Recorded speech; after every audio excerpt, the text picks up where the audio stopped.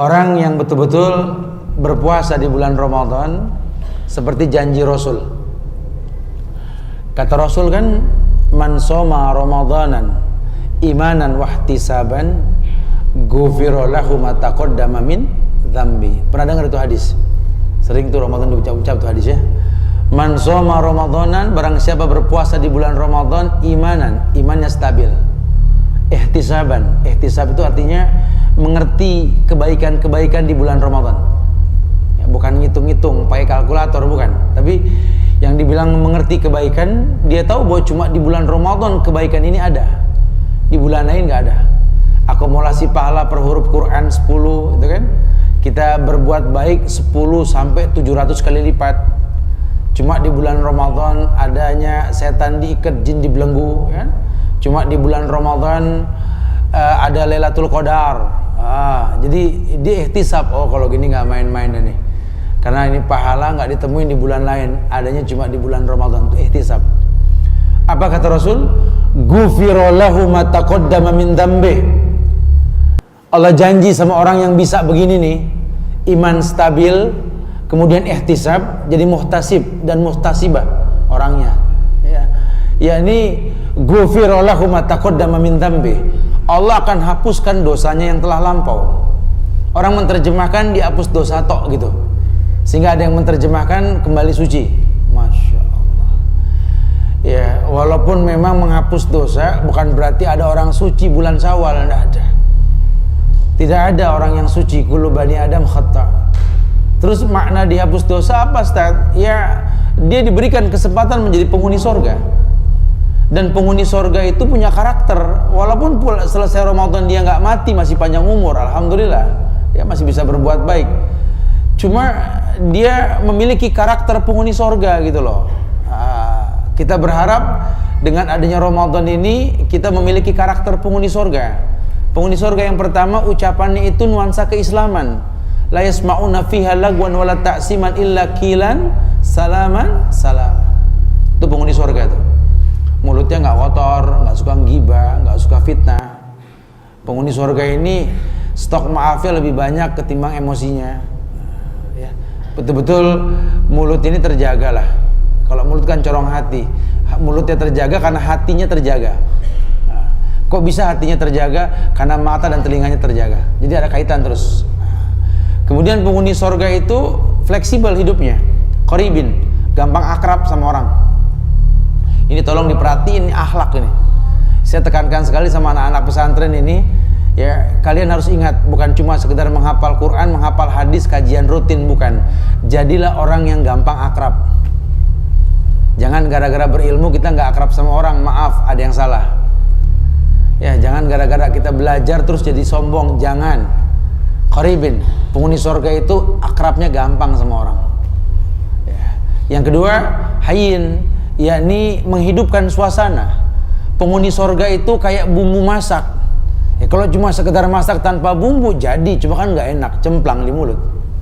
Bumbu masak nggak pernah kelihatan, tapi rasanya ada. Kadang-kadang begitu orang Islam. Ya, masya Allah. Hayyin, lembut. Orangnya masya Allah, menghidupkan suasana. Ya, padahal kalau dilihat ini orang nggak ada kelebihannya. Pinter enggak, bodoh enggak, biasa aja. Tampang juga ya begitu dah. Kalau di jumlah atu-atu nggak berjumlah, rambutnya nggak bagus, ya jidat nong-nong gitu ya, mata ya Allah, hidung apalagi, mulut.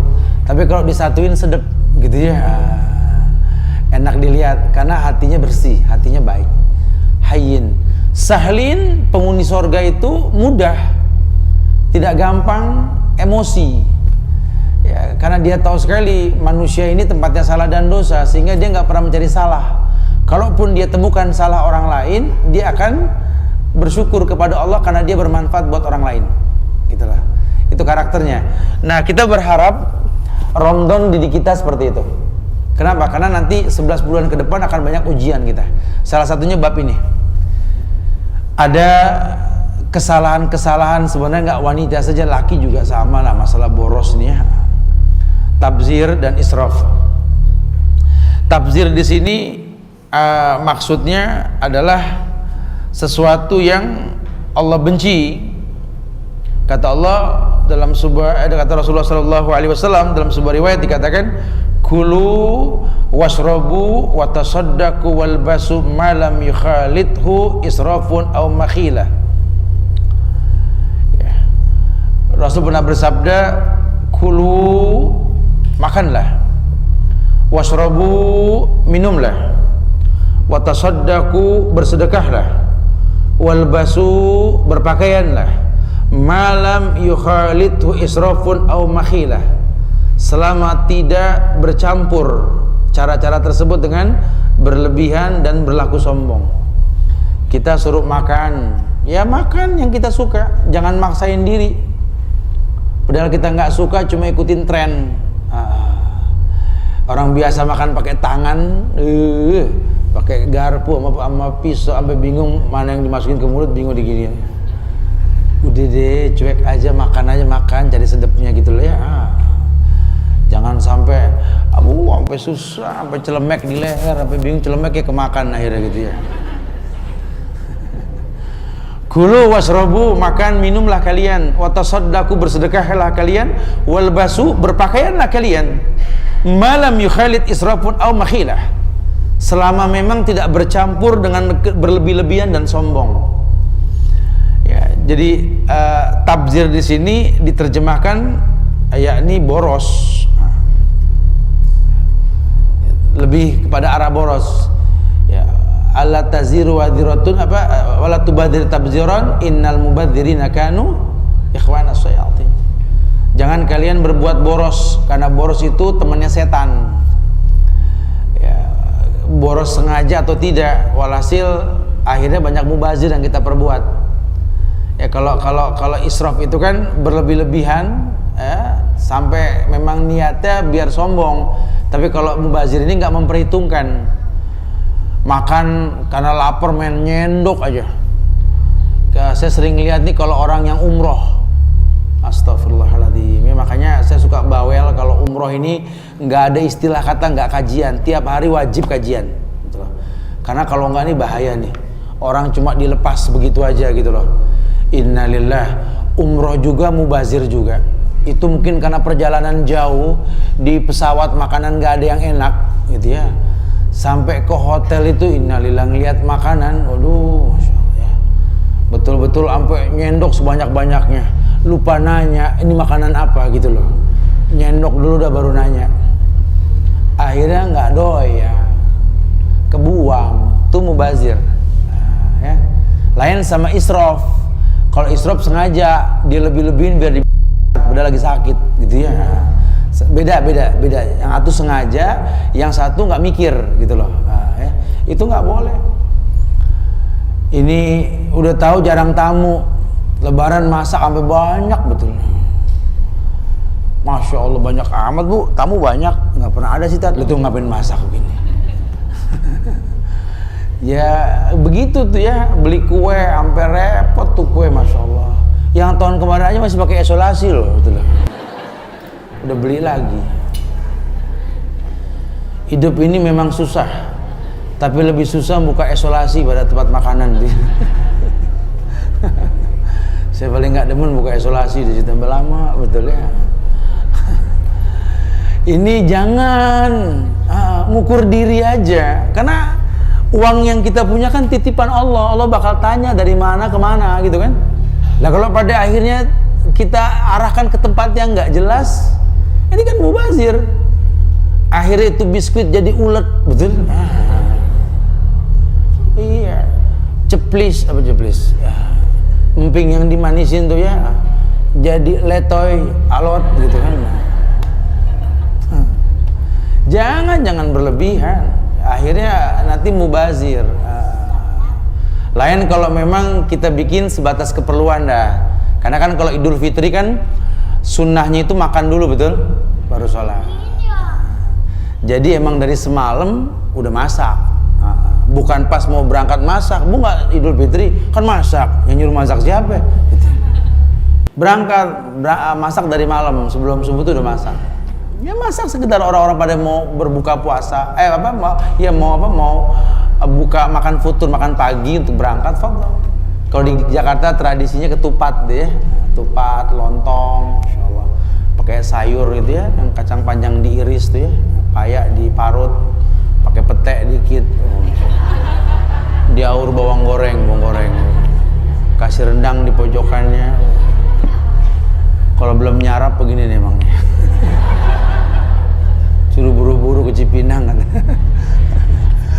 Ya, jujur loh, boleh, tapi seperlunya aja. Saya juga kadang-kadang dapat informasinya begitu. Oh, hebohnya itu harga petek mahal, kelapa mahal, Masya Allah. Akhirnya kebeli, Alhamdulillah. Karena memang kata Nabi, malam takbiran tidak ada kemiskinan, kata Rasul. Betul loh ya. Semua orang bisa nyayur dah. Subhanallah, masak malam pagi basi. Betul. Karena habis diangetin nggak digeser tuh tutupnya ya. Aduh. Sering kasus kayak begitu. Itu mubazir. Karena nggak berilmu sebelum beramal. Jangan. Maksudnya betul, cuma caranya salah. Akhirnya jadi temannya setan. Wa iyyadubillah wa na'udzubillah ya. Ini dikatakan oleh beliau bahwa ini dia merupakan korban hartanya sendiri. Dia kejar kebutuhan-kebutuhan sekunder yang sebenarnya bukan hal yang mendesak, tidak urgent sebenarnya. Sebatas keperluan. Urgensinya apa sih Ustaz? Fitrah kita tercipta untuk apa? Kita boleh boros untuk sesuatu yang berkaitan dengan ibadah. Wa ma khalaqtul jinna wal insa illa liya'budun. Tidaklah aku ciptakan jin dan manusia kecuali untuk beribadah. Bicara ibadah fadhal. Kita boros masalah ibadah boleh. Sampai kita punya rezeki beli baju bagus tiap mau sholat boleh. Nggak ada masalah. Kita bersedekah nggak hitung-hitungan, Masya Allah. Silakan. Kita nafkahi keluarga kita, kasih orang tua jangan hitung-hitungan. Kasih keluarga pun memang betul-betul yang dia butuhkan. Anak pun begitu, fadhal. Boleh. Karena di mata Allah ada nilainya. Tapi kalau cuma urusan dunia, tidak ada. Ya, jangan gara-gara dunia kita terlantar, jangan. Cuma lapar mata. Semua pengen dilihat, semua pengen dibeli. Nah, udah dibeli bingung mau ngapain. Lihat orang bulan Syawal mulai belanja pagi, ikut-ikutan belanja gitu ya. Tiap hari belanja, padahal tiap hari nggak masak dia. Sampai itu kulkas penuh. Tuh. Seminggu setelah belanja tiap hari dia buka kulkas, telok pinggang. Dia lihat dalam kulkas sambil ngambil napas. Ya Allah, masak apa ya? Masak itu yang dibeli no pada jengker semua no. Bawang pada peot, betul ya. Cabai keriting tunggu ditegor di pojokan kulkas. Tomat layu enggak, seger enggak. Bingung masak apa ya. Ya masak dia yang dibeli ya, makanya jangan berbuat mubazir. Akhirnya mubazir, padahal tadinya dia beli kulkas untuk menghindari mubazir, tapi dia nggak bisa. Dia nggak bisa. Tetap aja kulkas cuma menunda mubazir. Tetap mubazir karena nggak kemakan, pada akhirnya nggak keminum kan. Wa yadubillah wa na'udzubillah. Ini terjadi bukan tidak. Makanya kita nggak mengingat seperti itu. Ya dia penuhi kebutuhan sekunder yang belum menjadi kebutuhan yang primer gitu loh. Ya, nggak urgent. Ini walaupun mungkin yang dia beli nggak haram, halal, cuma efeknya kan haram. Beli baju berlebihan, padahal baju yang ada masih banyak ya. Sudah beli lagi, sampai akhirnya gara-gara beli lagi yang ada belum dipakai, beli lemari akhirnya. Rumah isinya lemari doang, Masya Allah ya. Ini orang pada kemana lemari mulu di rumah gitu ya. Untuk ngumpulin dosa, mubazir. Akhirnya tiap malam-malam tertentu lemarinya bunyi. Tek. Tanya mau Ustaz, untuk ngusir setan gimana Ustaz? Rumah anak kayak ada jinnya Ustaz. Setelah ngobrol-ngobrol, oh iya Bu, pasti ada jinnya Bu. Karena banyak perbuatan mubazir. Mulut a'udzubillah, istighfar 100 kali pagi dan petang, tapi tangannya gandeng setan. Innal mubazirina kanu ikhwana syayatin. Mubazir temennya setan. Pokoknya semua yang Allah telah fasilitasi tapi nggak dipakai mubazir. Waktu saja waktu. Kalau kita nggak manage itu mubazir. Nih pagi nih kita di rumah bengong-bengong ya. Udah pada pergi semua dah, bapak pergi, anak pergi, ada bingung sendiri. Ya Allah nggak ada orang gitu ya. akhirnya nggak mau ngaji atau apalah, bermanfaat apa yang dia perbuat, nggak, bengong di rumah cuma nunggu waktu, siang sore anak kumpul lagi, nggak berasa umur makin kurang bukan makin tambah, nggak ada manfaatnya. Itu mubazir. Orang kalau sudah banyak waktu kosong yang kebuang, keras hatinya, susah diberikan masukan. Tapi kalau orang yang sibuk, waktunya dipakai, hatinya lembut insya Allah. Lihat orang-orang yang sibuk, lihat. Kayak kita bandingkan diri kita sama pembantu di rumah. Pembantu itu dipusingin sama anak, majikan, temannya apa, tetap aja kerja santai. Artinya lebih tenang ketimbang kita. Kita nggak sesibuk pembantu, tapi gampang kesinggung ya. Cuma gara-gara BBM-an, gara-gara beginian, begituan, emosi ya. Ya karena waktu kosong terbuang temannya mubazir, gampang terpancing emosi. Nah, Islam haramkan nih. Karena efek buruknya. Jadi kalau kita menghindari perbuatan mubazir, israf, itu sama juga memproteksi diri kita dari keburukan. Karena kita mau nggak mau menjauhkan setan. Bu, Pak, di luar Ramadan Allah lepas diri, setan nggak diikat, jin nggak dibelenggu loh.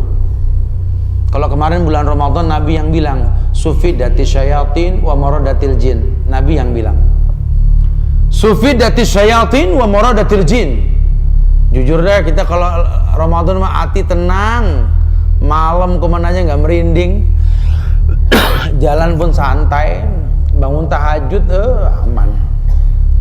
Coba kalau hari biasa begini udah was-was duluan, ada hawa-hawa gimana gitu ya. Karena memang ya jin ya dilepas, dia akan berperan untuk menakut-nakuti manusia, bikin was-was tuh kerjaan jin. Berarti kan kita harus ngerti bagaimana bertameng diri dari itu semua. Nah, salah satu bentuk tamengnya apa? Jangan tabzir.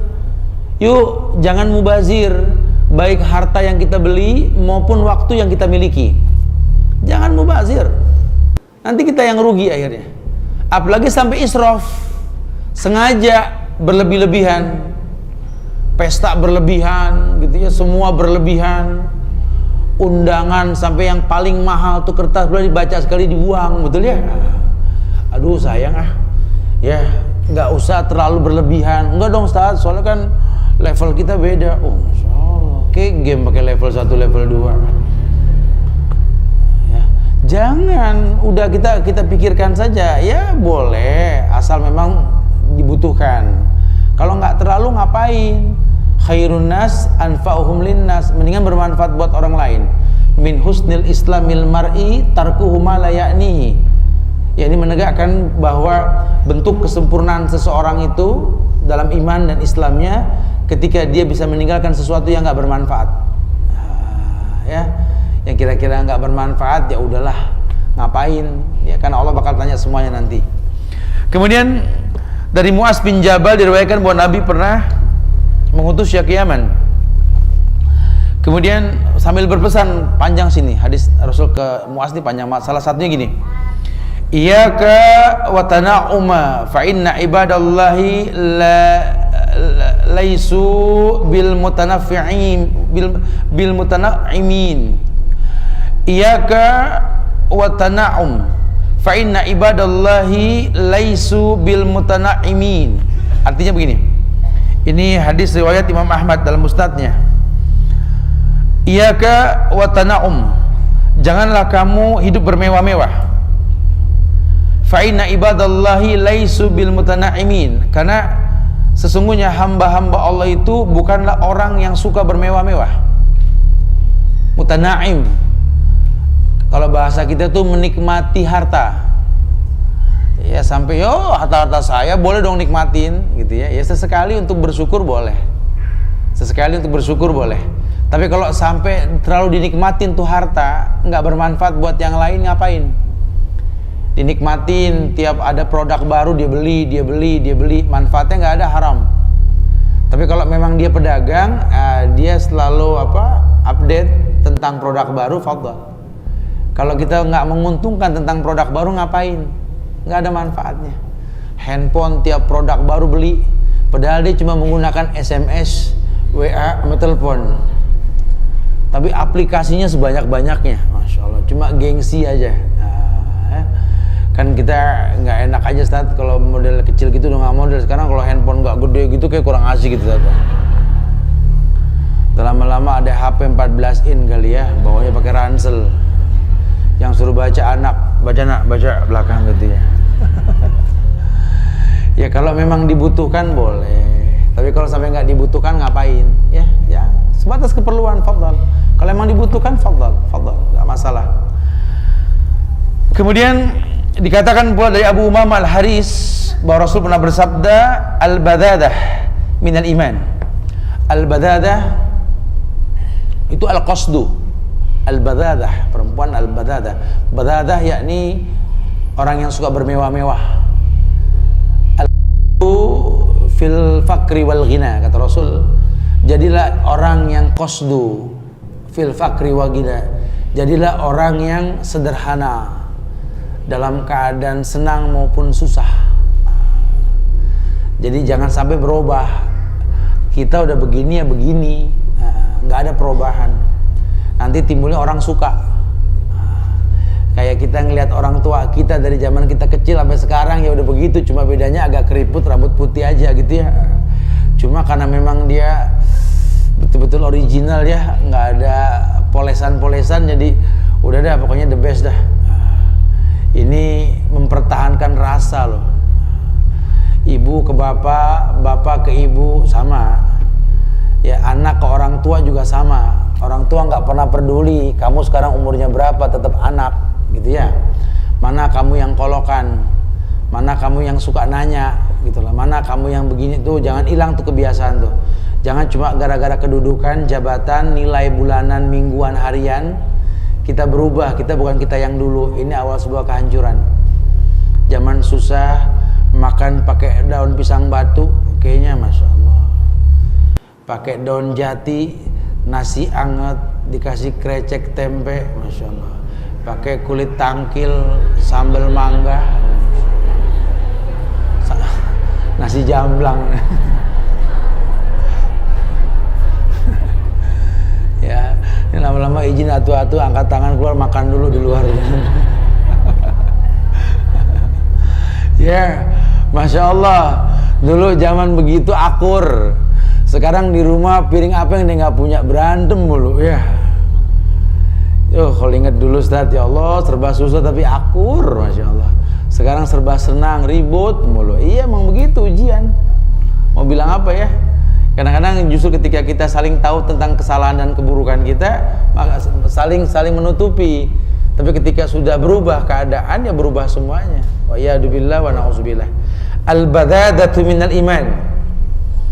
Al-badadah yakni kita disuruh badadah, suruh sederhana. Karena sederhana itu bagian dari iman. Bukan tabdzirah, bukan israf. Tapi badadah yakni al-qasdu. Artinya sederhana. Low profile di hadapan manusia, enggak berlebihan. Itu membuat kemuliaan diri kita insyaallah. Dalam sebuah riwayat dari Mu'az bin Anas diriwayatkan bahwa ia berkata, Rasul pernah bersabda, man tarakal libasa tawadu'an lillah wa huwa yaqdiru alaihi da'ahu Allahu yaumal qiyamah ala ru'usil khalaiq hatta yukhayyarahu min ayyi hulalil iman sya'a yalbasuha. Man tarakal libas, barang siapa meninggalkan pakaian, tawadu'an, al-libas di sini lebih kepada pakaian kemewahan maksudnya. Barang siapa meninggalkan pakaian kemewahan, tawadu'an lillah, karena dia bertawadu. Tawadu itu artinya merendah. Tawadu' takun kan najmi laha linazirin ala safahatil ma'i fahuwa qarib wala takun kaddukhon ya'lu binafsi ala tabaqatil barri wa huwal wadi'. Ada tuh syair tuh ya di pelajaran-pelajaran SMA tuh zaman masih pesantren tuh ya. Tawadu', merendahlah kamu, takun kan najmi, merendahlah kamu seperti bintang gemintang yang tinggi. Ala safahatil ma fa huwa qarib. Bintang itu tinggi, tapi kalau di atas air kita lihat seperti dekat. Kayak kita lihat bulan di air kayak deket ya. Padahal jauh. Jangan kalian seperti asap, wala takun kadduhan ya'lu binafsi, yang hilang dengan sendirinya. Ala tabaqatil bari fahuwal wadi'. Kalau di udara hilang begitu saja kena angin. Orang tuh suruh seperti bintang. Jangan takut merendah itu bukan menghilangkan eksistensi kita manusia, bukan. Harga diri kita nggak hilang insyaallah. Lihat tuh Imam Syafi'i, kalau ngelihat yang lebih tua dia merendah. Dia berkata, betapa beruntungnya orang tua ini. Kenapa Syekh? Dia lebih dulu ibadah ketimbang saya. Padahal ilmunya jauh, Imam Syafi'i lebih menang. Kalau ngelihat anak kecil dia berkata, ini Masya Allah, ini anak kecil beruntung sekali. Kenapa Syekh? Saya duluan berdosa ketimbang dia. Merendah sekali ya. Tidak ada kesombongan. Masya Allah. Man taraka libasa tawaddu'an lillahi wa huwa yaqdiru alaihi da'allahu yaumal qiyamah. Maka Allah akan memanggilnya pada hari kiamat nanti. Padahal ini orang mampu buat beli macam-macam, dia mampu, cuma dia tahan karena memang nggak urgent, nggak primer, ini sekunder gitu loh. Allah da'allahu yaumal qiyamah ala ru'usil khalaik. Allah akan panggil orang tersebut pada hari kiamat nanti, hatta yukhayyarahu min ayyi hulalil imani sya'a yalbasuha. Bahkan nanti disuruh memilih perhiasan iman manapun yang ingin ia kenakan. Jadi kalau kita tahan yakni at-tana'umnya kita di atas dunia, kita tahan kebiasaan bermewah-mewah, bermegah-megah, Allah akan persilahkan kita bermegah-megah di akhirat nanti. Ya sebatas keperluan. Ya kita repot sama merek mobil, lawang Jakarta CC gede juga tetap macet, betul? Yang penting sekarang tuh aksesoris. CC nggak berlaku sudah. Wah, ini 5000 cc terus gitu ya. Mau kemana? Mau ke Cipinang? Allah yakhfad, betul ya. Macet 5000 cc nggak karu sama sekali. Ya, udah nggak usah pengen dipandang mampu. Ya, teman bisa kenapa saya enggak? Jangan, kita nggak boleh iri dalam dunia. Iri itu di dua hal. Yang pertama, ngelihat orang berilmu menyampaikan ilmunya, kita ngiri boleh. Yang kedua, ngelihat orang kaya bersedekah, kita boleh ngiri. Tapi kalau tana'um tidak boleh. Ya jangan ngiri, sudah. Allah tahu yang terbaik buat kamu dan terbaik buat dia, sudah. Jangan diiri-iriin ya. Dalam riwayat lain bahwa seorang putra sahabat Rasul dari bapaknya diriwayatkan bahwa ia berkata, Nabi pernah bersabda, "Wa man taraka lubsa saubi jamalin wa huwa yaqdiru alaihi tawaddu'an kasahullahu hullatal karamah." Wa man taraka lubsa saubin jamalin, barang siapa memakai pakaian yang indah,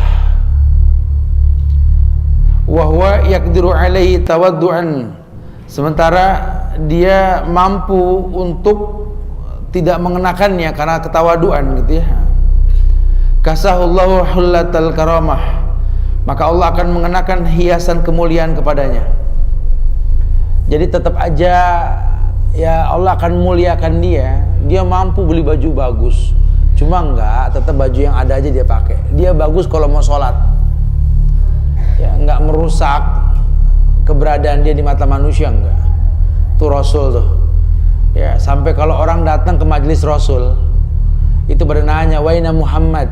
Ya Allah, di mana Muhammad katanya. Nah itu yang ngajar siapa? Saking apa? Nabi saru sama sahabat.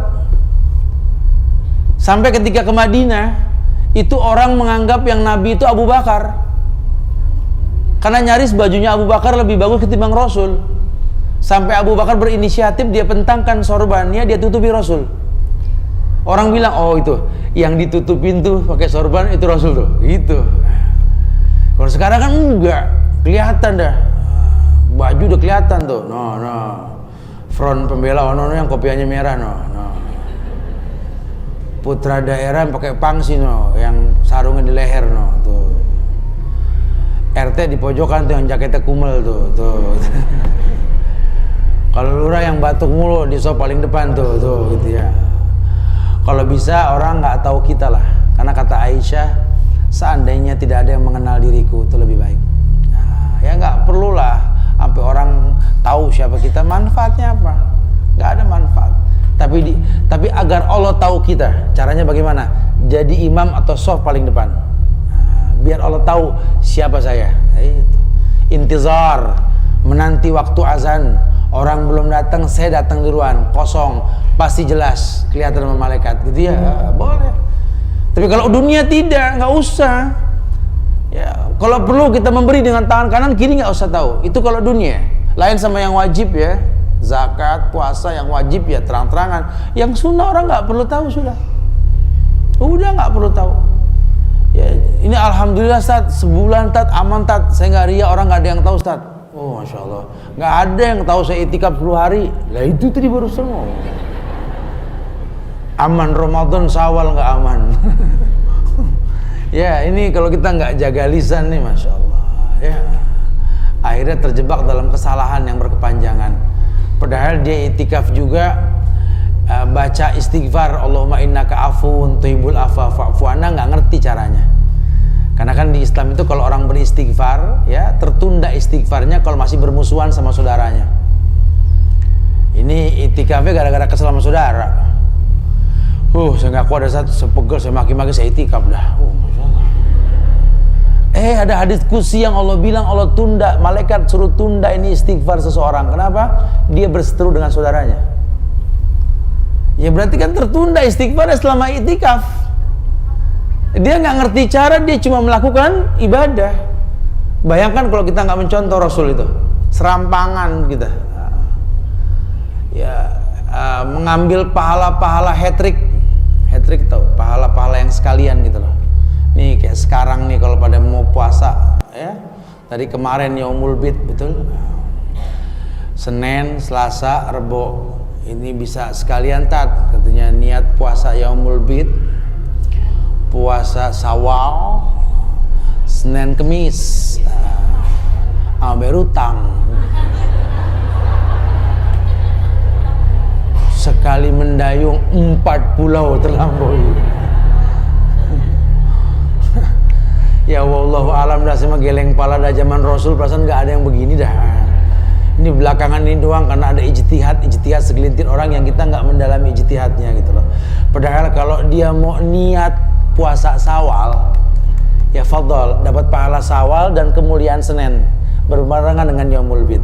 Tapi niatnya tetap satu gitu loh. Pas sudah selesai, beres dah satu. Beres apaan? Semuanya dapat. Aduh, emang agama tuh mudah, tapi jangan dimudah-mudahin ya. Yang ke-67, berfatwa tanpa berdasarkan ilmu. Nah ini salah satunya. Obrolan di sosial media, debat kusir seputar WhatsApp, BlackBerry, BBM-an, Line, Instagram dan lainnya, dialog tanpa ilmu, modal cash, lempar broadcast sembunyi tangan gitu ya. Akhirnya orang nanya balik, dia bingung, jawabannya wallahu alam. Kata yang dijawab, kok gitu ya, dia japri Ustadz, Tat tolong jawab. Kata Ustadz, ogah. Jawab sendiri. Makanya jangan taklid. Orang beragama tuh kalau taklid berat. Akhirnya terbukti, timbulnya apa? Belajar agama jadi bermusuhan, suami istri jadi berantem, suami ngeluh, istri ngeluh. Suami bilang, saya mendingan istri sayang dulu Ustadz, waktu belum ngaji baik banget Ustadz. Pas sudah ngaji, ya Allah Ustadz, Masya Allah, Kang sayur aja udah gak mau ngetem Ustadz, Masya Allah ya. Kebayang dah galak itu orangnya. Istrinya juga begitu, sama Ustadz, suami saya juga begitu Ustadz, Masya Allah, ya Allah, mendingan dia yang dulu Ustadz, waktu belum cemong jidatnya Ustadz, Masya Allah. Disuruh apa aja nurut Ustadz, iya aja iya, Masya Allah. Sekarang tinggal nanya, maksudnya apa? Kenapa gitu ya? Saya butuh dia yang dulu Ustadz. Ini agama membuat orang berubah ini ya. Aduh, jangan, nggak boleh. Anak begitu ke orang tua begitu ke anak. Saya mah heran. Banyak keluhan begitu setelah saya paham sunnah, saya paham salaf, dan saya salafiyah Ustaz ya. Alhamdulillah pengikut salaf, alhamdulillah. Cuma kenapa Ustaz ya, sepertinya saya ini diasingkan Ustaz. Akhirnya saya sengaja dan mengasingkan diri, Ustaz. Ya, orang bergaul, tetap bergaul. Karena penghuni sorga itu qoribin, gampang bergaul.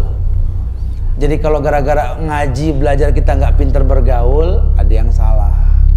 Ya, wallahu alam niatnya apa, saya nggak paham ketika belajar. Jangan litumari bihil ulama. Jangan-jangan tujuan belajarnya buat ngedebat orang. Akhirnya rugi sendiri. Wa iyyadubillah wa na'udzubillah. Tidak bertanya lantas berfatwa, nggak tanggung-tanggung ustadz lagi yang dihujat. Masya Allah. Ya, ini kan bahaya sekali, kerugian buat dia, akhirnya nggak dapat keberkahan ilmu. Kenal enggak, nanya enggak maksud dari apa yang diperbuat oleh seorang guru, berfatwa, disebarkan ke masyarakat, terjadilah kerusakan yang berkepanjangan. Wa iyyadubillah wa na'udzubillah. Karena kadang-kadang setiap ulama, setiap ustadz, setiap guru ini berbeda teknik dalam menyampaikan ilmunya. Ya, ini kan harus dipahami dengan ilmu. Ya, lihat aja efeknya. Kalau efek yang disampaikan mendatangkan kebaikan, tidak timbul keributan, berarti ini kebenaran. Tapi kalau yang disampaikan baik tapi mendatangkan keburukan, lihat caranya pasti buruk.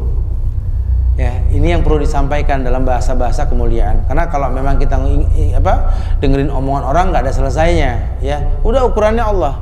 Qul rabbiyallah tsumastaqim. Katakan Tuhanku Allah, istiqomah. Setelah memang betul yang kita lakukan demi Allah, jangan pernah ragu, asalkan kita punya dalil. Jadi kalau orang tanya, jawab dengan dalil, bukan dengan pendapat kita. Ibu kenapa pakai kerudung panjang sih? Ya jawab dengan bahasa indah. Ya alhamdulillah, dulu juga saya sama kamu, modelnya cekek gitu ya. Jujur loh, dulu malah saya lebih kenceng lagi, sampai susah leher saya begitu dulu ya. Tapi setelah saya ngaji, dikasih bocoran tentang surat An-Nur, Al-Ahzab, saya lihat, oh iya ya, ya Allah, berarti selama ini saya salah, ini yang betul. Allah loh yang berfirman, kan enak. Nggak emosi. Kalau tanpa dalil dia main pakai panjang aja, nggak ngerti, orang nanya kenapa sih panjang sih, terus kenapa nanya marah ya kan, karena nggak ngerti dalil, ikut-ikutan aja. Ya ini yang disalahkan, agama jadi berat. Tapi kalau agama itu asik, masya Allah, orang laki sama ya, mau pakai jenggot, mau celana cingkrang, asal asik, nggak ada masalah. Terbukti kok, sekarang pada pakai jenggot. Sampai pemain bola dari Portugal pada pakai jenggot, betul nggak? Nunggu pemain bola pakai jenggot dulu, anak udah jenggot semua, betul nggak? Ustadz bebusah ngomongin masalah jangan isbal, nggak didengar. Nungguin celana pensil dulu dari Korea, betul ya? Semua anak sekarang nggak isbal, masya Allah. Sebenarnya dunia menerima, cuma yang nggak diterima tuh cara penyampaian. Ya, kita nggak pernah paham. Jadi kayak kita ngejelasin tentang masalah korban sama orang non muslim. Saya sering dapat bocoran dari orang-orang non muslim ini, orang Islam itu sadis, ngebantai hewan, dipotongin. Katanya Idul Adha itu hari raya kesadisan, kebencian katanya. Dilampiaskan semua. Kesannya kayaknya hewan korban itu disakiti. Padahal kalau kita jelaskan dengan bahasa yang baik, sesungguhnya hewan disembelih dengan cara yang baik seperti yang Nabi perintahkan. Falyuhidda safratahu falyarih dabihatahu. Tajamkan pisau, tenangkan hewan. Kalau hewan betul disembelihnya, itu pasti buntutnya goyang, menandakan bahagia seperti anak kambing yang mau menyusu. Karena nggak paham, nggak ngerti, ya itu kan Allah yang nyuruh mau sembelih, begitu galakan dia. Waduh, ya makanya saya alhamdulillah bantu doa ya, mudah-mudahan Allah kasih kemudahan. Ya, ini sedang bikin tabung korban Idul Adha. Saya berharap tahun ini hatta yang miskin ikut korban. Mudah-mudahan nih ya, kita akan bantu subsidi silang, bukan patungan, bukan ya, tapi memanfaatkan orang-orang susah untuk membantu ngangon di kambing. Jadi kita jual dari sekarang dengan harga yang murah ya, supaya nanti Idul Adha tuh udah gak masalah sama harga. Nanti yang ngerawatin nanti orang-orang miskin. Ya, kita cuma nitip, terserah kita mau kasih berapa 2 bulan ini, 100 atau berapa silakan ya, tapi yang pasti kita nggak ngebuang duit. Karena boleh jadi kalau beli sekarang sekitar 1,7 20 kilo, kalau nanti Idul Adha bisa 2,5 juta, ngapain ngebuang duit? Mendingan beli dari sekarang, kemudian kita tabung. Anak-anak yatim, orang miskin yang baik agamanya suruh ngangon. Angonan orang soleh beda, masya Allah. Ya, cuma tambah 100.000, 150.000 aman. Pada harinya nanti kita tinggal sembelihkan. Ya demi Allah, cukup pelajaran Idul Fitri kemarin kan. Semua melambung tinggi karena kita nggak ada persiapan. Orang berat semua merasakan ini Idul Adha depan mata. Sudah diajarkan dari tahun-tahun kemarin, coba kumpulin tiap hari 10.000, sebulan kan 300.000. Nggak berasa, betul? Setahun 12 bulan 3,6, Masya Allah. Kambing 3,6 gede betul. Orang nanya jawabnya juga gagah gitu. Korban bu? Ya Alhamdulillah. Masya Allah. Yang mana tuh yang 3,6 tuh? Kayaknya 3,6 mahal amat. Ya enggak lah, kalau bisa cara belinya lah ya. Ini yang nanya deketin Ustadz, ada yang 1,2 ada no di pojokan, lehernya segini no. Potong diri. Karena nggak ngerti teknik, ya buang-buang dana ngapain? Panik, cabai mahal, daging mahal. Kitanya nggak berilmu, tiap tahun Lebaran masih nggak punya pengalaman, betul? Akhirnya banyak kemubaziran. Nah ini jangan Idul Adha, jangan nih. Ya Allah, kezoliman Idul Adha ini banyak betul. Orang-orang nggak paham, pokoknya beli kambing gemuk, sapi gemuk, padahal belum cukup umur, gelondongan, digemukin, kandang disempitin, makan dibanyakin konsentrat. Kambing nggak bergerak makan mulu ya kayak orang, betul? Gemuk akhirnya, belum cukup umur. Wa yadubillah, tidak sah korban kita. Udah gitu yang nyembeli orang yang nggak sholat, tukang jagal. Makanya tiap tahun kita korban, tiap tahun nggak ada ketenangan hati kita. Ini nggak bisa dibiarkan. Suplai daging dari Australia, pemerintah nggak pernah turun ke lapangan. Bahwa sapi itu berbeda umur, berbeda karakter. Ya, ada sapi-sapi lokal kita tuh umur 20 bulan sampai dengan 24 bulan itu sudah dewasa, sudah kupak. Kupak tuh numbuh geraham. Tapi kalau sapi Australia itu kalau nggak 3 tahun nggak kupak, karena posturnya gede, umur baru setahun sudah dijual. Orang nggak paham, murah gede begitu. Tapi kan belum cukup umur. Tidak sah. Ini selalu terjadi, makanya kok heran ya. Ini negeri orang kaya pada korban tapi nggak berubah. Sama dengan orang yang sholat kok tetap ada keributan. Takbir sholat cuma sama orang tua ribut, sama mertua nggak akur, sama saudara berantem. Pasti ada yang salah, coba deh. Setelah dikritisi, oh betul, kezoliman. Lagi-lagi kezoliman. Kita nggak berilmu sebelum beramal. Kita tidak berilmu. Main beramal saja. Nah ini nggak diperbolehkannya. Makanya mudah-mudahan setiap ibadah ini kalau direncanakan hasilnya berbeda insya Allah. Jangan pernah berfatwa tanpa ilmu. Iya, ada firman Allah di surat An-Nahl ayat 116.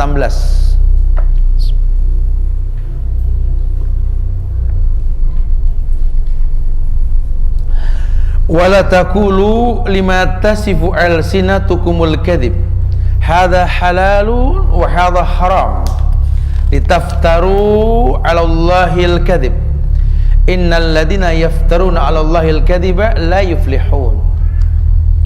La yuflihun itu sama hayya 'alal falah, sama qad aflahal mu'minun. Artinya begini, wala taqulu lima tasifu alsinatukumul kadhiba hadza halal wa hadza haram. Tolong jangan kamu mengatakan terhadap apa yang disebut-sebut oleh lidahmu secara dusta dengan bahasa hadza halal, ini halal, wa hadza haram, ini haram. Litaftaru 'ala Allahil kadhiba, untuk membuat sebuah kedustaan, mengada-ngadakan kebohongan kepada Allah gitu loh. Innal ladzina yaftaruna 'ala Allahil kadhiba la yuflihun. Ingat, orang yang selalu berbohong kepada Allah tidak akan pernah bahagia hidupnya. Jadi dia banyak pura-pura, nggak bahagia, mendingan hidup ala dhifi, apa adanya. Jangan direkayasa, udah begini ya udah begini, nggak usah dirobah-robah, gaya, suara, teknik jalan, lah udah apa adanya. Itu yang bikin pasangan Anda tertarik gitu loh. Itu yang bikin anak ngelinter sama Anda, karena apa adanya. Anda sama anak nggak berlebihan dalam dandan, ngomong nggak di action-actionin, ya semua apa adanya. Masya Allah, tidak ada wajah yang paling indah ditatap di atas dunia melebihi wajah orang tua kita sendiri, karena apa adanya gitu loh ya. Tolong dipertahankan tuh ya. Kepura-puraan itu sangat buruk sekali ya. Berpura-pura ya kan bisa kelihatan, orang yang pura-pura sama yang ikhlas kan nggak bisa dibohongin, rasa saja berbeda boleh jadi menunya sama, semua caranya sama, tapi kalau masaknya nggak ikhlas beda rasanya. Buatan minuman juga sama seperti itu. Kalau ikhlas karena Allah, ya Allah akan kasih keberkahan. Makanya kalau orang yang berilmu mengamalkan sesuatu beda rasanya. Saya sering tekankan dengan bahasa yang mudah, karena ada beberapa orang yang selama ini belajar cara motong, saya ajarkan ini ajarannya, sampai akhirnya dia merasakan betul Ustaz ya. Iya memang rasa beda, daging tuh nggak bau. Kalau kita motongnya tuh enjoy, ikhlas, dan kita memang sayang sama hewan ini, bukan karena pengen dilihat orang, karena ini sudah beda nantinya. Kambing tegang, hewan tegang lihat kita, akhirnya darah nggak keluar ya bau amis dagingnya. Seluruh ibadah sebenarnya. Ini orang-orang yang soleh nyari makan. Saya sering sampaikan kalau dulu zaman Rasul, ya itu kan ngangon kambing juga. Bedanya zaman Rasul itu kambing itu dilepas. Kalau sampai dia makan rumput di kebun orang itu nggak dosa. Kenapa? Kambing, betul? Ya kambing mau bilang apa ya? Kambing makan tuh di kuburan sini Cina, ya kuburan Cina nih banyak nih ya. Kita kan suruh lari kalau lihat kuburan orang kafir, betul? Kambing mah tenang aja pada makanin rumput di situ ya. Ya kambing gitu ya. Nah kalau zaman sekarang kan beda, kambing dikurung, yang nyari makan siapa? Orang yang ngangonnya, betul? Nah kalau yang ngangon ngambil rumputnya di kebun orang, kira-kira nggak izin boleh nggak? Tuh, sampai ke situ kudu dipikirin, ini ibadah soalnya. Ini nggak gampang bahasa seperti ini. Ya main hantem pohonan orang, main potong aja, masya Allah ya. Nggak izin sama yang punya, rumput dibabat ini. Coba akhirnya apa? Tetap talbis. Al-An'am ayat 82 tuh. Walladzina amanu wa lam yalbisu imanahum bizulmin ulaika lahumul amnu wa hum muhtadun. Orang yang beriman yang tidak mencampur adukan iman dengan kezaliman, ulaika lahumul amnu wa hum muhtadun. Allah akan turunkan ketenangan jiwa dalam dirinya dan dia diberikan hidayah. Kalau nggak talbis begitu. Tapi kalau talbis yang jelas tidak akan ada ketenangan jiwa. Kebalikannya, Al-An'am tuh yang saya katakan 82 tadi, ini di sini kebalikannya.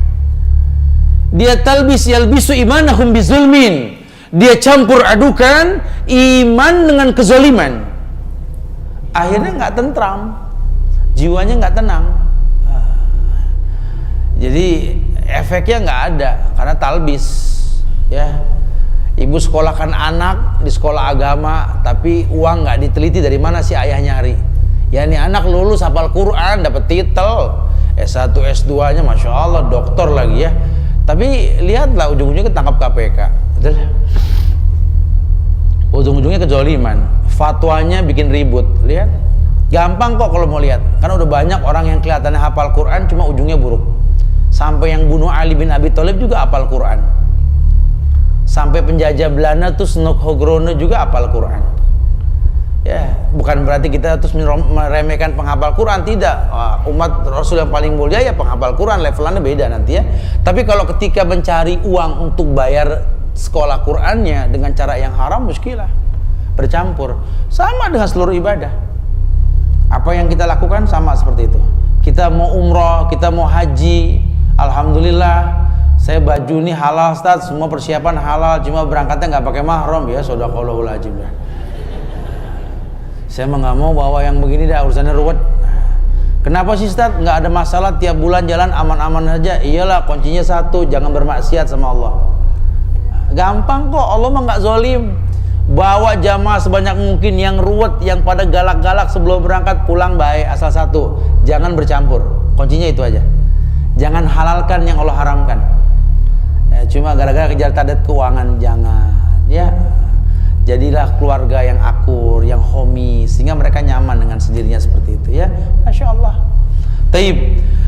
Kemudian dalam sebuah hadis yang sahih, Abdullah bin Amr bin As diriwayatkan bahwa ia berkata, saya pernah mendengar Rasul pernah bersabda, Innallaha la yaqbidul ilma intizan yantazi'uhu minal ibad, walakin yaqbidul ilma biqabdil ulama.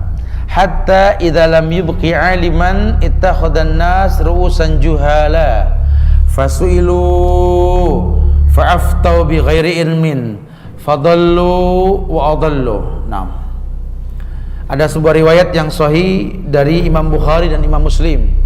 Hadis dari Abdullah bin Amr bin As. Innallaha la yakbidul ilma intiza'an yantazi'uhu minal ibad.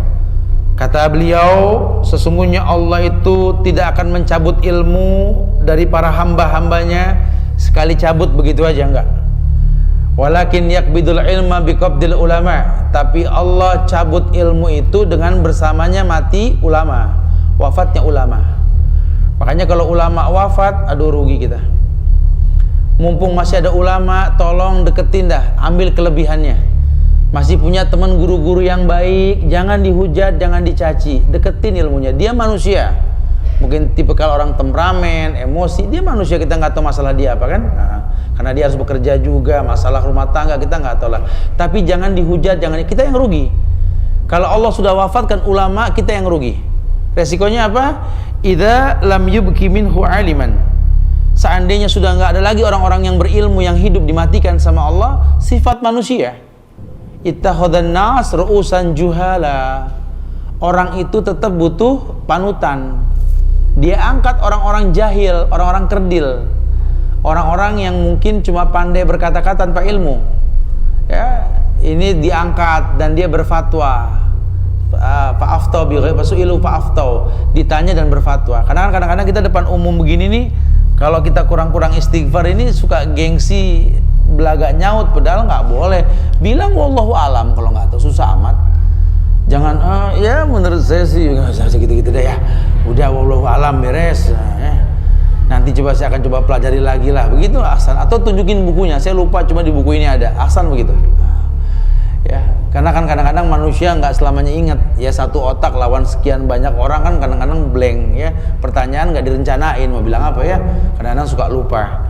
Nah, fasuilu fa'aftau bi ghairi ilmin. Sifat manusia kalau ditanya dia berfatwa tanpa ilmu. Fa'adallu wa adallu, kata Allah, kata Rasul, ini orang menyesatkan. Fadallu wa adallu. Dia sesat, dia menyesatkan. Aduh gitu, yang nanya juga maksa dia suruh berfatwa. Emang nggak boleh Ustaz kalau nggak pakai mahram? Boleh deh Ustaz, gitu. Kata si Ustaz, Allah. Masya Allah ya, ini jangan. Kalau udah jelas hukumnya nggak boleh, jangan, sudah. Tapi kalau pakai bahasa tapikan, abisnya itu sudah namanya darurat. Itu urusan Anda dengan Allah, jangan tanya ke Ustadz, tanya ke diri Anda, betul gak urgent gitu loh ya. Karena kan nggak ada yang tahu. Orang tua saya sakit Ustadz di Medan Ustadz, saya di Jakarta ini bingung ya Allah, saya mau nengokin, takut nggak ada umur, cuma nggak ada mahram gitu ya. Nanya sama Ustadz, Ustadz bilang nggak boleh tetap. Masya Allah ya kan, ini waduh. Ya memang betul Ustadz nggak salah ngomong nggak boleh, betul. Memang harus ada mahramnya. Tapi kan dia gini, ya udah ibu yang tahu sudah. Wallahu alam bishawab. Safarnya sah, cuma perjalanannya banyak istighfar. Bas. Terus jangan pas dengar, oh berarti boleh tuh, Ustadz itu enak tuh, orangnya asik tuh, boleh tuh, gitu ya. Dia bikin tulisan biru, dia sebar itu broadcast, betul ya. Kata Ustadz itu boleh, ya rame dah urusannya dah. Waduh, ya ini jadi kayak apa, nolong kelinci kejepit gitu ya. Jingkrakan pas ditolong ketangkap enggak tuh ya. Dari Abu Hurairah diriwayatkan bahwa Nabi pernah bersabda, ini hadis diriwayatkan oleh dalam Sunan Imam Ahmad, Ibnu Majah pun meriwayatkan, man uftiya bighairi ilmin kana ismuhu ala man aftahu wa man asyara ala akhihi bi amrin ya'lamu anna ar-rusda fi ghairihi faqad khanah. Naam. Aywa, man uftiya bighairi ilmin, barang siapa berfatwa tanpa ilmu, kana ismuhu ala man aftahu, maka dosanya dibebankan kepada orang yang memfatwakannya. Jadi kalau orang ikut-ikutin fatwa yang dia nggak paham, itu nanti dosanya itu ditanggung sama orang yang berfatwa.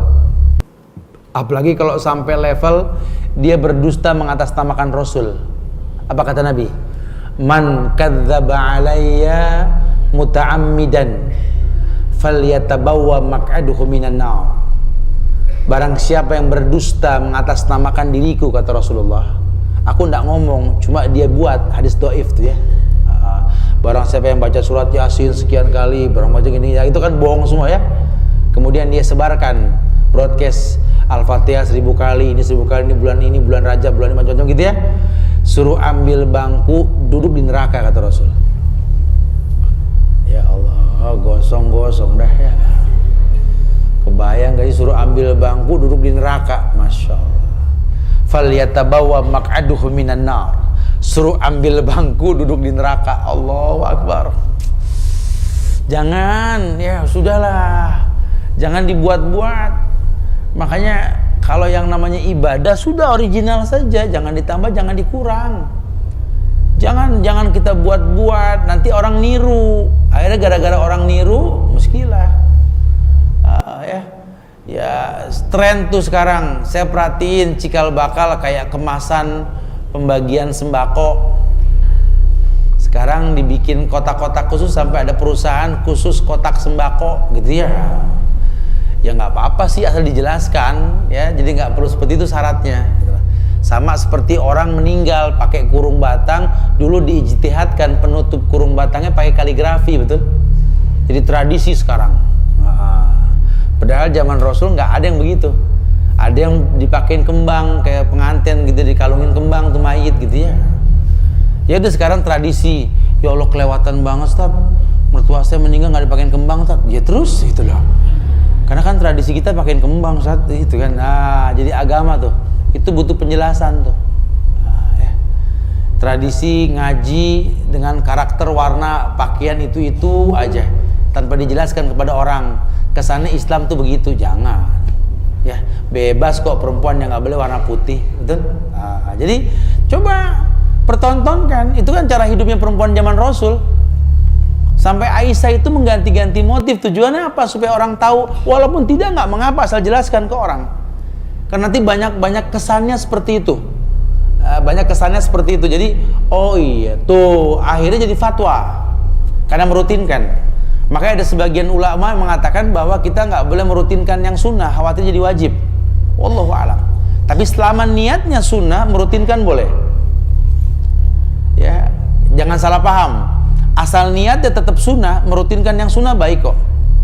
Karena ada pendapat yang mengatakan saya sengaja nggak sholat 2 hari ini, karena kan kalau rutin jadi bid'ah. Oh, masya Allah. Ada yang berpendapat begitu, ada. Ya ada. Ini salah. Buat apa ada hadis qudsi yang mengatakan la yazalu abdi yataqarrabu ilayya bin nawafil hatta uhibbahu. Tidaklah seorang hamba menghiasi yang wajib dengan yang sunnah sampai aku jatuh cinta. Berarti kan mendatangkan cintanya Allah dengan melaksanakan yang sunnah kan? Fadhal. Tapi ingat, sunnah tidak mengalahkan yang wajib. Jangan gara-gara yang sunnah kita rutinkan, yang wajib kalah, batalin mending Anda. Ya, sampai gara-gara sunnah akhirnya terbengkalai, harusnya tidak. Nah, mulai kita pelajari, saya mau melaksanakan yang sunnah pada hari ini. Apa ada kewajiban kayak? Oh iya ada. Ya cobalah, saya coba. Mudah-mudahan nggak terganggu. Alhamdulillah, pahalanya besar. Tapi kalau bakal terganggu, perhitungkan. Anak-anak sampai pada kelaparan, mama ya Allah mah aku nggak sarapan, aku sakit mah, aku kambuh nih mah. Mama nggak masak tadi. Ya Allah, mama kan semalam kan tahajud ya. Mana mau puasa lagi, mama nggak sempat masak, nggak boleh tuh. Ya nggak boleh. Makanan semua cemplang ini, nggak ada yang enak dimakan. Ya Allah, mama kan puasa nak, gitu ya, itu nggak boleh tuh. Nggak boleh ya. Jadi hati-hati nih, bahasanya mudah gampang. Jangan yang sunnah mengalahkan yang wajib. Ya, jadi males melaksanakan kewajiban karena sunnah. Ya dubillah wa na'udzubillah. Taib. Kemudian riwayat lain dari Abdullah bin Mas'ud dikatakan bahwa Rasulullah bersabda, asaddun nasi adzaban yaumal qiyamah rajulun qatala nabiyyan aw qatala nabiyyun aw qatalahu nabiyyun aw rajulun yudillun nasa bighairi ilmin aw musawwirun yusawwiru tamathil. Naam. Yakni dikatakan bahwa asyaddun nas adzaban yaumal qiyamah, orang yang paling berat azabnya pada hari kiamat, gitu ya. Rajulun qatala nabiyan, orang yang membunuh nabi, itu dosanya paling besar. Au qatalahu nabiyun, atau yang dibunuh sama nabi. Au rajulun yudillun nasa bighairi ilmin, atau manusia level berikutnya nih, yang ketiga kan, pertama yang bunuh rasul, yang kedua yang dibunuh sama rasul, yang ketiga yakni au rajulun yudillun nasa bighairi ilmin, orang yang menyesatkan manusia tanpa ilmu. Itu dosa apa, azab yang paling pedih yang ketiga. Au musawwirun, atau orang yang yusawwirut tamasil, orang yang suka melukis gambar-gambar yang menyerupai atau membuat sebuah prakarya patung-patung yang menyerupai. Ya, kita nggak berasa sekarang lagi tren patung nggak ada, kue model-model binatang, betul. Permen anak, ya Allah, cacing-cacingan, betul, masya Allah. Biskuit ada kepala dinosaurusnya, betul. Ini nggak berasa nih ya, jangan ya, jangan umroh pulang bawain ontak talbiyah, labbaik Allahumma labbaik, ontak jalan labbaik Allahumma. Berbi tobat naik nih kursi goyang, labbaik Allahumma labbaik. Ya, ini nggak boleh, itu patung menyerupai, jangan ya, ya Allah. Kadang-kadang kita nggak paham sampai ke sana tuh. Wa yadubillah wa na'udzubillah, ini nggak diperbolehkan ya, butuh penjelasan khusus, dosanya berat. Jadi ini bahaya nih, levelnya dosa-dosa besar nih, azabnya berat. Ya, ini orang yang membunuh nabi, orang yang dibunuh sama nabi, atau orang yang menyesatkan manusia tanpa ilmu, atau para pelukis yang menyerupai, para perupa yang menyerupai, haram hukumnya. Haram hukumnya. Makanya masukin anak ke sekolah yang memang ada ilmunya gitu loh. Jangan sampai masukin sekolah yang umum, akhirnya nih anak di rumah dikasih hukum baik, di luar hukumnya nggak baik. Ya, kalau memang terpaksa di sekolah yang umum, tolong kalau liburan ini giring supaya kenal sama orang-orang soleh-soleha, ya, supaya tinggal di pesantren walaupun weekend, bikin suasana yang baik, karena kalau nggak rugi lah ya. Taib.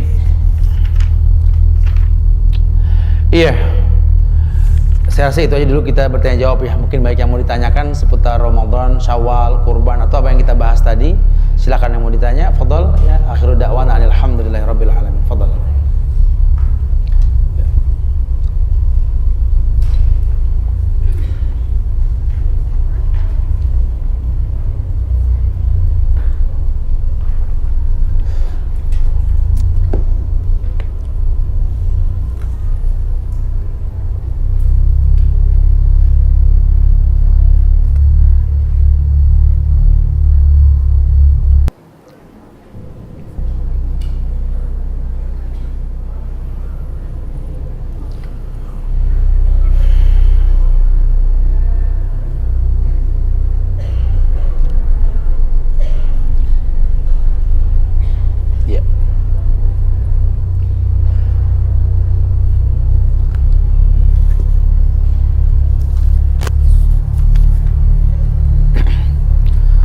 Assalamualaikum Ustadz, apakah muslim yang meninggal hari atau malam Jumat pasti husnul khotimah? Wallahu alam bisawab. Kalau dia memang orang yang tidak berbuat dosa besar, ya husnul khotimah. Meninggal pada hari Jumat atau malam Jumat ini merupakan waktu yang berkah, ada poin lebih. Tapi bukan berarti lantas kalau orang yang nggak baik imannya jadi baik, enggak ya. Cuma dapat keutamaan kayak tadi, Bapak Ibu melaksanakan puasa Syawal bersama dengan hari Senin, Yaumul Bid. Jadi efeknya ada, gitu ya. Tapi bukan berarti lantas mutlak puasanya memiliki 4 kekuatan tadi gitu loh ya. Kekuatan Syawal, Senin, Kemis, Yaumul Bid, dan ganti puasa gitu ya. Wallahu a'lam bishawab. Walaupun dia tidak pernah sholat atau apalagi nggak sholat ya. suka macem-macem nanya ya kadang-kadang. Jika wanita sholat di masjid yang ada hijabnya dengan jamaah pria, soft manakah yang paling utama, yang paling depan atau yang paling belakang? Yang paling depan. Kalau udah ada hijab, tetap susunnya depan dulu. Cuma dibilang sebaik-baik soft perempuan yang paling belakang, artinya di belakang laki. Mafhum? Bukan berarti dimulai dari belakang softnya. Yo, ompong depannya dong ya. Jadi perempuan tetap yang utama softnya, tapi posisinya di paling belakang laki-laki gitu maksudnya, ya. Jangan salah paham nih, suka salah paham. Kok laki dimulai dari soft depan, perempuan dari belakang, yuk kosong tengahnya ya. Dalam hal apa saja kita diperbolehkan berlaku boros? Ya, dua hal. Tadi kita boleh menyampaikan ilmu dengan boros. Nah, artinya jangan eman-eman sama ilmu, jangan hitung-hitungan. Mampu bismillah udah, kecuali kalau memang nggak kuat capek jangan dipaksain karena la ikraha fiddin kan. Nah, kemudian bersedekah. Kalau memang kita mampu jangan eman. Ma anfaqtum min shay'in fa huwa yukhlifu. Mana qasad sadaqatu min malin? Tidak akan pernah kurang hartamu karena sedekah. Terus sampai memang kita nggak ada, khalas gitulah.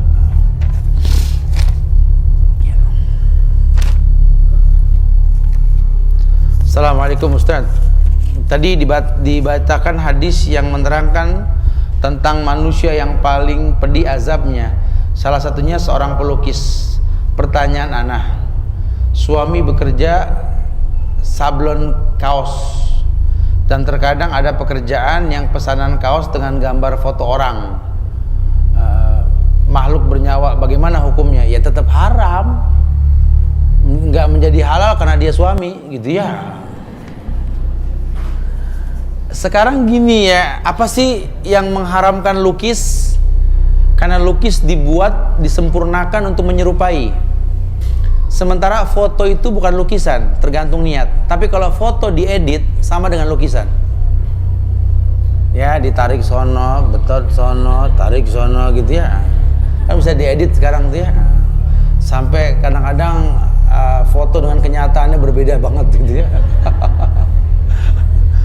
Itu sama dengan namanya mengedit, merupa, itu haram ya. Mengedit foto sama dengan melukis, ya itu nggak boleh ya.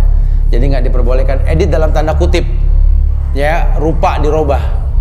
Tapi kalau sekedar meletakkan bingkai pemandangan ya nggak apa-apa. Tapi kalau sampai dirubah-rubah gitu kan, sekarang lagi tren nih, kita nggak berasa punya handphone canggih, kita disuruh ngelukis sama handphone, betul? Anak kecil dipakein kumis, betul ya? Anak kepakein kacamata, macam-macam tuh. Hati-hati nih, karena kan ada hadis Nabi yang mengatakan, hatta law salaku ila juhri dhab la salaktumuhu. Sampai mereka masuk ke lubang biawak, ya kalian pun masuk. Yang nggak mungkin akan terjadi kata Rasul. Yahudi, Nasrani, betul kata Rasul. Makanya saya sering undang jamaah dan udah banyak yang pada ikut ya. Ayo sesekali kita kunjungan, kita ulang kunjungan ke Bogor, kita kajian nanti di pinggir sungai. Udah jadi masjid apa udah jadi sekarang ya, tempat yang Arung Jeram itu ya. Itu nanti kita bisa jelaskan tuh juhrid dhab tuh di sungai itu seperti apa tuh. Alam itu akan menjelaskan banyak hal. Makanya kita mengkaji banyak hal di alam itu dahsyat. Baik sekali lah buat kita ya. Assalamualaikum Ustaz, mohon nasihatnya bagaimana kami akhwat belajar tajwid dengan guru ikhwan. Ya tetap hukum adabnya ini dipegang ya. Memang kalau ada guru perempuan lebih baik dan itu aman, tidak terjadi khilaf. Karena sebagian mengatakan suara perempuan kan aurat, betul? Sehingga kalau perempuan ngelihat kesalahan imam, cukup melakukan. Kenapa? Karena suaranya aurat. Makanya kadang-kadang angkot jalan terus nggak kedengeran.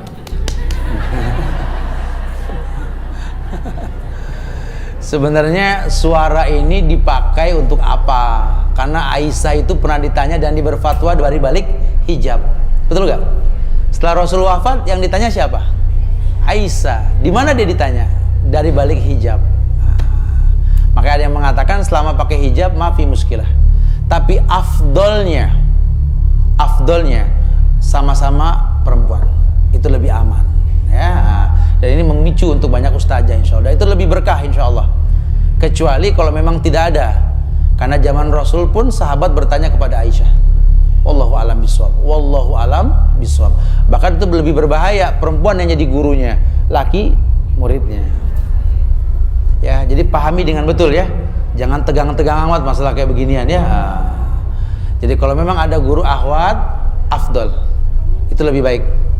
Tapi kalau tidak ada, ya sudah. Hukum asalnya memang belajar boleh-boleh saja. Wallahu alam bisawab. Assalamualaikum warahmatullahi wabarakatuh. Sampai batas mana adat bisa dilakukan dalam prosesi nikah dan walimah selama nggak melanggar syariat? La ta'ata li makhlukin fi ma'syiatil khaliq. Tidak ada taat kepada makhluk untuk maksiat kepada Allah Al-Khaliq. Jadi kalau memang adat tersebut ya, adat tersebut memang tidak melanggar Quran dan Sunnah, ya silakan saja. Tapi kalau sampai mubazir ya, orang mau nikahan semua mandiin air kembang gitu ya, telur diinjakan mubazir, betul ya, dengan diceplok gitu, makan enak tuh telur. Nggak boleh ya. Beras diaur-aur, kembang dilempar-lempar, ya mubazir. Nggak boleh. Tapi kalau memang ada adat membiasakan adanya serah-serahan dulu, boleh ya. Adanya apa, palang pintu kalau Betawi bilang gitu ya, main pantun-pantunan boleh, nggak masalah, silakan aja, itu tradisi kok ya, asal jangan nunda-nunda sampai gara-gara adat, sampai yang mau nikah, aduh keburu ngamut dah kelamaan gitu ya, suruh dipercepat gitu-gituan. Apa nih, midodoreni apa nih?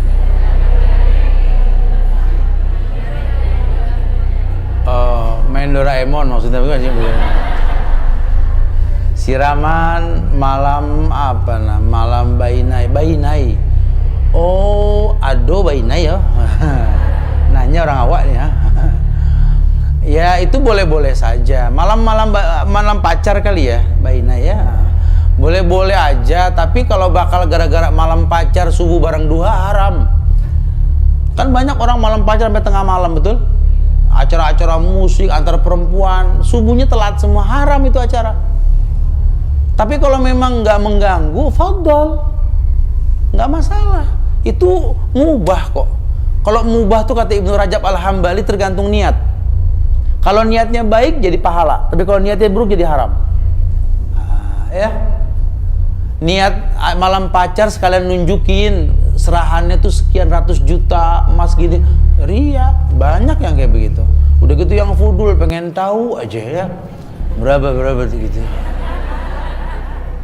Taruh di box, tulisin wallahu alam gitu harusnya. Assalamualaikum Ustaz. Apakah jamaah tabligh itu?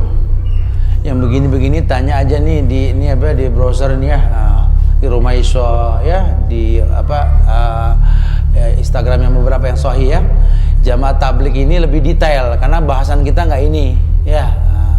Tapi yang pasti jamaah tabligh ini adalah salah satu kelompok firqah yang mengaku Islam di negeri kita, yang mengajarkan khuruj. Rujukan bukunya Fadhailul Amal, lebih menekankan IPB, India, Pakistan, Bangladesh timbang ke Mekah gitu ya, dan lain-lain. Dan itu salah. Ustadz, boleh tidak akhwat belajar tajwid? Udah tadi ya. Ustadz, ana mau tanya, apa hukumnya muslimah bekerja di rumah sakit, di mana rumah sakit itu menerima pasien BPJS dan di rumah sakit tersebut masih banyak ikhtilat, tetapi orang tua tidak memperbolehkan kita berhenti kerja. Perempuan itu tidak ada kewajiban kerja. Ya, jadi kalau gara-gara kerja yang wajib terlantar, haram itu kerjaan. Boleh bekerja asal nggak mengganggu kewajiban. Nah, salah satu bentuk kewajiban perempuan menjaga dirinya dari ikhtilat. Makanya kalau kerja bercampur, ini muskilah, haram. Sebaiknya dihindarkan. Tapi kan udah terpaksa dah kalau udah begitu. Urusan Anda dengan Allah kalau sudah begitu ya. Assalamualaikum. Saya ingin menanyakan, apakah boleh kita sudah puasa Daud, tapi kalau pas tanggal 13, 14, 15 kita puasa yang 3 hari? Wallahu alam. Makruh adanya wisol. Takutnya membebani diri kita. Karena puasa Daud itu sudah level tertinggi. Ya. Jadi jangan dicampur semua puasa akhirnya wisol. Puasa yang wisol itu Syawal, 6 hari boleh. Atau Yaumul Bid. Tapi kalau dicampur semuanya tidak ada. Ya, Allah. Berarti kan wisol itu namanya ya, bercampur. Ustadz yang dirahmati Allah, mengapa wanita tidak boleh memakai baju putih? Apakah ada dalilnya? Buka dah kitab Riyadhus Shalihin. Nanti ya bab larangan. Ada di kitab 297 larangan. Kenapa perempuan tidak boleh menggunakan pakaian putih? Saya cuma bisa menyampaikan secara umum. Rasul mengatakan, mana an-Nabi SAW, beliau melarang perempuan menggunakan pakaian putih. Kenapa? Karena pakaian putih pakaian laki-laki, memancing pandangan. Ya. Tapi itu untuk keluar rumah aja. Ya, untuk keluar rumah. Di dalam rumah mah terserah dah, mau main dokter-dokteran apa gimana terserah dah ya. Silakan dah putih-putih, main pocong-pocongan juga boleh gitu ya. Itu cuma keluar saja, keluar rumah saja ya. Ustadz, ini ada yang main teka-teki ya, mana disuruh mikir ya Allah. Ayah, anak laki, kemudian punya cucu, anak laki, punya cucu, anak perempuan. Apakah boleh nikah? Ya boleh. Ya, itu kan namanya sepupu, betul? Boleh. Begitu doang nanyanya. Dia benar gambar apa? Nanya aja sepupu boleh gak? Begitu ya. Assalamualaikum Ustadz, anak laki-laki umur berapa yang bisa dijadikan mahram? Ya kalau udah balik, udah bisa melindungi orang tuanya. Udah bisa melindungi orang tuanya. Ya Allah, nulis surat sampai panjang betul. Entar dulu ya. Udah dikasih bocoran, ustadznya belum nyarap, suruh baca panjang, subhanallah. Assalamualaikum Ustadz. Apa hukumnya mengadakan dan ikut pakai arisan lebaran yang berupa sembako, daging sapi, DLL, yang sistemnya membayar harian dan barang tersebut diberikan ketika beberapa hari sebelum lebaran, dan yang mengadakan ini mengambil keuntungan di setiap barang tersebut? Ya boleh-boleh saja, nggak ada masalah, asal tergantung akadnya. Ya akadnya ya kan, kalau bisnis pasti ada keuntungannya, cuma persentase keuntungannya aja buat kemana gitu ya. Ya kayak tadi saya bicara tentang masalah hewan kurban, tabung kurban. Jujur, karena kita punya yayasan nggak ada donatur, income harus kita cari kan. Tapi di sisi lain kita berdakwah, bagaimana kita mengambil keuntungan cuma nggak merugikan. Sementara orang jual sampai 2,3 juta sekian, kita jual cuma 17, 18. Kesempatan buat orang lain juga berdagang. Kesian yang mau ngambil untung gitu ya. Fadhal, boleh. Ini begitu menyicil uang nanti dikasih ketika ini cerdas. Boleh kita buat nanti insya Allah di lebarannya akan datang supaya termanage ya. Saya ingin bertanya, bagaimana cara menasehati anggota keluarga yang belum mengenal sunnah, padahal saya sendiri baru mengenal. Ya belajar dulu dah, baru nasihatin ya. Jadi berantem ntar kalau kita belum ngalamin betul-betul ngomong, jadi ribut nanti. Dakwahi dengan tingkah laku, visualisasi itu lebih baik ya. Bagaimana hukumnya mengirim anak perempuan sekolah di luar kota negeri tanpa dampingi mahram? Haram. Ilmunya nggak bermanfaat. Jadi kalau memang anak mau ditaruh di pesantren, wallahi ya cari yang tidak safar. Ya makanya sebenarnya saya nggak mau mengadakan pesantren perempuan di Bogor ya. Cuma karena kebutuhan, ya itu kan tidak mahram. Saya di Parung, saya anggap saya tidak safar ya. Karena jadi jarak juga cuma 42 kilo. Ya, dan memang mudah dijangkau sehingga teman-teman yang pulang pergi ya wallahu alam bisawab ya. Kalau jauh sampai keluar ke Jawa atau ke Jawa kemana, wajib pakai pendamping. Diantar, ditaruh, diamankan, dijemput. Nah begitu pula gitu ya. Sebagian mengatakan di sana dia harus bermukim dengan orang yang bisa diamanati dan dia mahramnya. Makanya cari yang kakaknya ada di situ, atau mamangnya, atau tantenya, atau siapa tahu. Jangan dilepas begitu aja anak, jangan. Ilmunya nggak bermanfaat. hatta jadi penghafal Quran. Lihat, ketika dia jadi istri nanti, Masya Allah, nggak bisa bikin betah suami, joroknya rumah, ya nggak bisa, karena ilmunya nggak bermanfaat.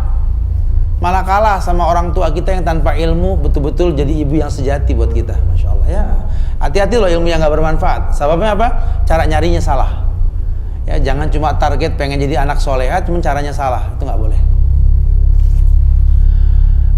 Kata suami saya, kalau poligami itu sunnahnya baru poligami nikah. Kalau istri yang pertama sudah meninggal seperti Rasulullah, kemudian baru menikah lagi beberapa kali, apakah itu benar?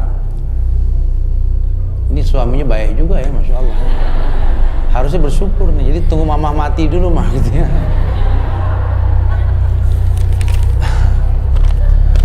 Ya enggak lah, itu mah jodoh, jangan direncanakan ya. Kalau Allah kasih kemudahan mau bilang apa ya. Tapi buat laki-laki saya sering ingetin, nikahlah dengan perempuan yang baik agamanya. Karena dulu pernah ada datang seorang ayah ke Umar bin Khattab menjelaskan tentang anak yang durhaka. Wahai Umar, anak saya durhaka, kata si ayah ini. Dia sering memaki saya, bahkan dia memukul saya. Atau Umar panggil anak tersebut, diomelin sama Umar. Kamu tahu durhaka itu dosa kedua setelah syirik. Tidak boleh seperti itu. Begini wahai khalifah, jangan salahkan dulu kenapa saya durhaka. Saya tanya sama kamu wahai khalifah, adakah hak anak pada diri seorang ayah? Kata Umar ada 3. Yang pertama, seorang laki-laki wajib mencarikan ibu dari anaknya yang solehah, turunan yang baik. Yang kedua, wajib memberikan nama-nama yang baik. Dan ketiga, wajib mengajarkan agama. Apa kata anak ini? Demi Allah, ketiga itu tak kumiliki. Ayahku dulu pengumbar syahwat. Dia beli seorang budak hitam, kemudian dia gagahi sehingga hamillah budak tersebut dan melahirkan saya. Setelah saya lahir, saya diberikan nama Ju'al. Ju'al itu artinya kebo-keboan tuh yang kumbang yang ada di kotoran sapi yang gede yang ada tanduk itu, yang Ju'al.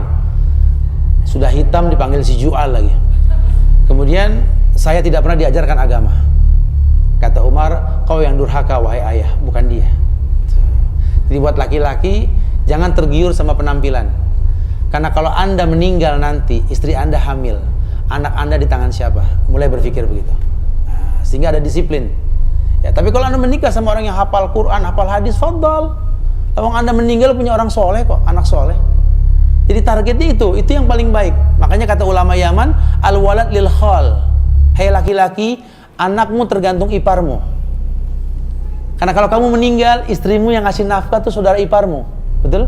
Adik kakak lakinya. Siapa dia? Bagaimana agamanya? Anakmu ini akan dikasih makanan yang gak jelas. Coba mulai berpikir. Jangan tergoda sama penampilan. Ilmu. Mulailah berilmu sebelum beramal. Ya, itu nasihat buat laki-laki. Ya, jadi bukan nunggu istri meninggal, bukan. Ada doainmu tiap malam lagi ntar ya. Ustadz, mengapa wanita tidak boleh pakai putih khalas tadi ya? Keponakan saya memusuhi saya. Itu kenapa lapor ke aneh? Apakah saya harus tetap menegur dia? Ya tegur aja, jangan terpancing permainan orang lain. Dia boleh marah, kita jangan marah. Ya, kayak kita ngegedein anak, dimarahin sama anak, terus kita nggak mau kenal dia, ya jangan. Baikin ya. Ibu saya punya hutang kepada teman SMP saya pada tahun 1998 sebesar 15.000. Jika saya mengingatkan kepada ibu saya untuk membayar hutangnya, berapakah nominal yang harus dibayar di tahun ini? Ya sama 15.000. Kayak ujian matematik ditanya gitu. Kalau Anda bilang 20.000 riba. Ya, hutang bayar hutang ya.